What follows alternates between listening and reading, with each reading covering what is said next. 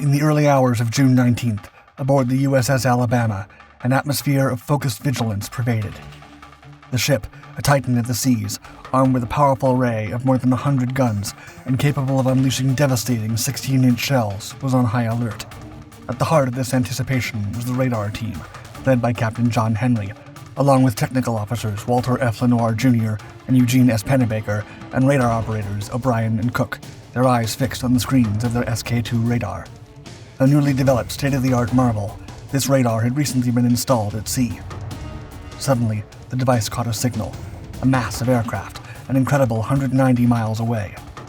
Initially dismissed as an improbable anomaly due to the vast distance, the crew's skepticism slowly turned to concern as the blips continued their steady approach. As the enemy fleet closed into 150 miles, Captain Fred D. Kirtland, understanding the severity of the situation, took decisive action. The Japanese were coming, and nobody but them knew about it. In early 1943, after rigorous training, USS Alabama, captained by Fred D. Kirtland and manned by a 2,500-strong crew, sprang into active duty. The ship was on its way to join the British Home Fleet in the North Atlantic as part of the United States Navy's contribution to the Lend-Lease policy, where America provided critical support to its allies. As part of her duties, Alabama's primary role was to protect British and Russian convoys on the dangerous Murmansk Run, a critical Arctic route used to deliver essential war materials like weapons, ammunition, and food from the UK and US to the Soviet port city. The path was one of the most perilous in all the theaters due to the harsh Arctic environment and the endless threat of German naval and air attacks. With this in mind, the ship was armed to the teeth.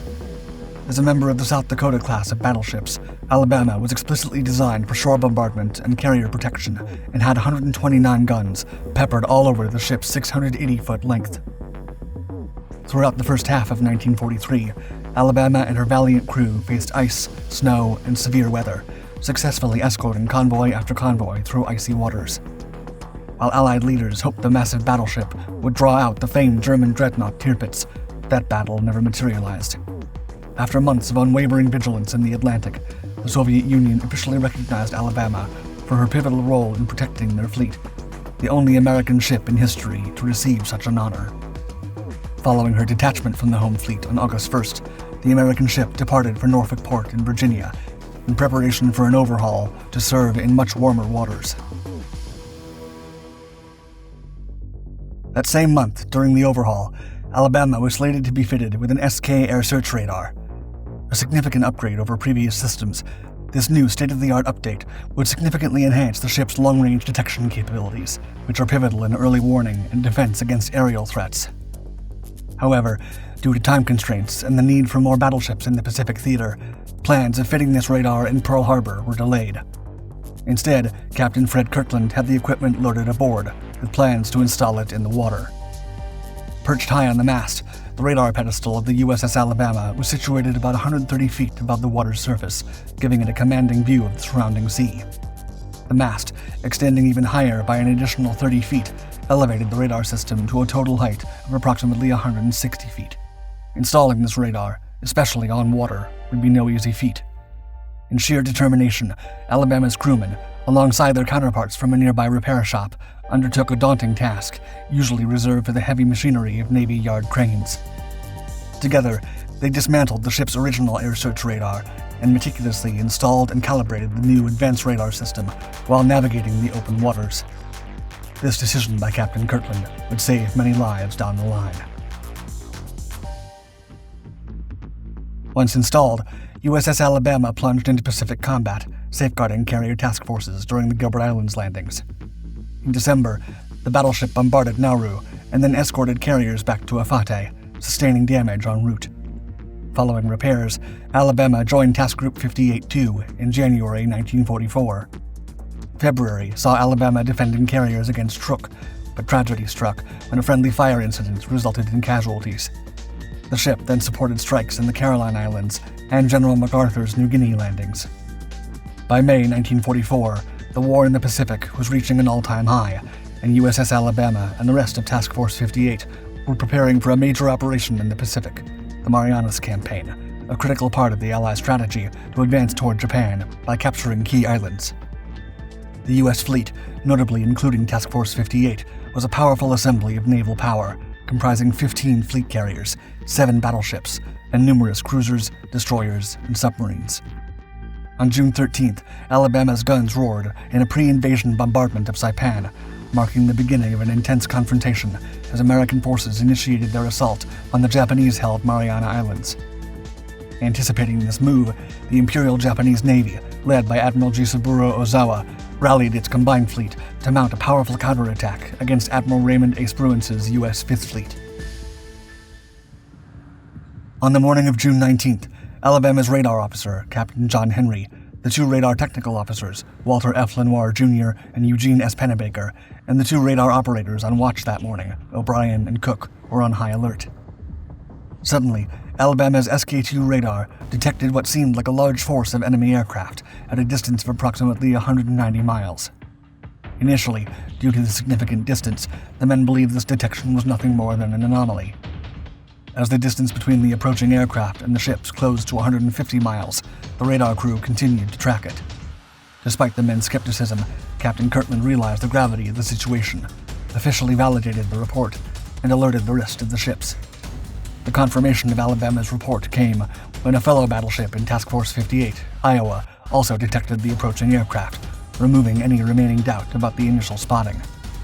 Quickly, one by one, all the ships in the fleet began to pick up on the bogies as well. This early warning from Alabama allowed the U.S. Navy fleet, particularly the carriers and aircraft of Task Force 58, to prepare and position themselves effectively for the impending aerial assault. The skies above the Philippine Sea were filled with the deafening roar of engines, the endless booming of anti-aircraft guns from below, and the machine gun fire from above. The Battle of the Philippine Sea, as it later became known, witnessed fierce dogfights as U.S. Navy pilots with superior training and tactics engaged the Japanese aircraft. The chaos in the clouds resulted in a staggering loss of Japanese aircraft, with the Empire losing nearly 500 aircraft and many experienced pilots, forcing them into desperate kamikaze fights in the war's later stages. In contrast, American losses were minimal, with only around 30 aircraft lost. The ease with which the American pilots shot down their Japanese counterparts led to the battle being nicknamed the Marianas Turkey Shoot, a term typically used to describe an event where targets are easily and abundantly taken down. The success of this encounter marked a turning point in the Pacific War, demonstrating the effectiveness of American naval aviation and signaling the beginning of the end for Japanese naval power in the region. While the success of this battle can be attributed to many factors, the early radar warning from the men aboard USS Alabama cannot be overstated. Vice Admiral Willis A. Ching Lee Jr., commander of Task Group 58-7, sent a memo to his men that read, quote, "In the matter of reporting initial bogies, to Iowa, well done. To Alabama, very well done." For their actions, Radar Officer Henry, the 2 radar technical officers, Lenoir and Pennebaker, and the 2 radar operators on watch that morning, O'Brien and Cook, received commendations for their performance. The exceptional and timely teamwork by the battleship also led to a direct message from Rear Admiral Edward Hansen, commander of Battleship Division 9, who told Captain Kirtland, quote, "Congratulations to you, your ship, and especially to your Super Alert radar crew. You were in large measure responsible for yesterday's superlative air victory. Southwest Corner was getting hot yesterday. Your help is greatly appreciated." A new leader, Captain Vincent R. Murphy, took command in August 1944, and Alabama resumed operations in the Pacific for the remainder of the war. During the fall, she saw a lot of action at different islands, including Okinawa, Luzon, and Surigao Strait, during the larger Battle of Leyte Gulf, and later during the liberation of the Philippines, this time as a member of Task Force 38. In December 1944, a powerful typhoon caused the battleship to roll in excess of 30 degrees, and that winter, Captain Murphy announced that after 2 very successful years at sea, Alabama would be heading to the mainland for much-needed repairs.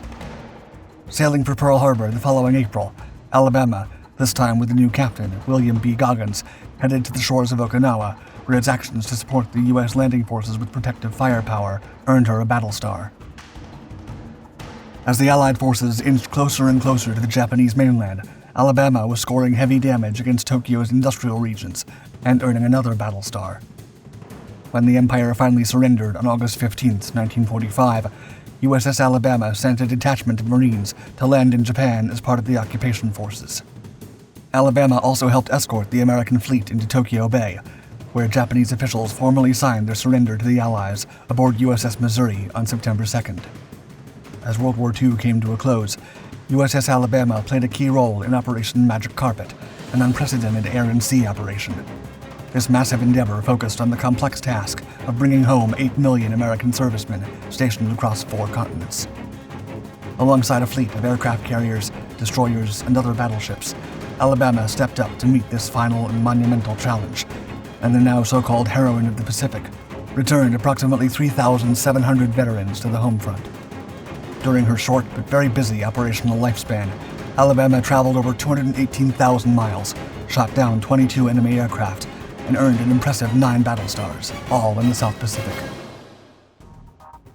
On January 9, 1947, Alabama sailed to Bremerton, where she was decommissioned. But the story of this iconic ship was not over yet. In the spring of 1962, when the U.S. Navy announced their plans to scrap the vessel, Alabama citizens asked permission to berth the ship and turn it into a memorial to honor and remember all state citizens who had died in defense of the United States. It took several months to tow the 35,000-ton battleship from Bremerton down the west coast and toward Alabama. Navigating the Panama Canal with mere inches to spare, the 108-foot-wide USS Alabama arrived in Mobile to a rousing hero's welcome on September 14, 1964. Subsequently, the battleship was relocated to the newly established USS Alabama Battleship Memorial Park, open to the public for tours on January 9, 1965. Also in the 1960s, efforts began to recognize the impact of the early warning from Alabama's radar, with retired Army Lieutenant Colonel Stevens Croom of the USS Alabama Battleship Commission at the helm. Despite receiving inconclusive responses from historical authorities in the 1970s, Croom's efforts continued. Decades later, in 2001, new inquiries at the Naval Historical Center validated Alabama's role through action reports and war diaries, citing it as the first to detect Japanese aircraft during the Battle of the Philippine Sea. This confirmation was further supported by the recollections of radar operators Cook and O'Brien in 2002. Even decades after the war, Cook and O'Brien vividly remembered the tension of that fateful morning, recalling the initial skepticism and apprehensive wait for confirmation, which were, quote, some of the longest minutes of our lives. This enduring memory highlights their crucial role in a moment that shifted the tides of warfare in the Pacific.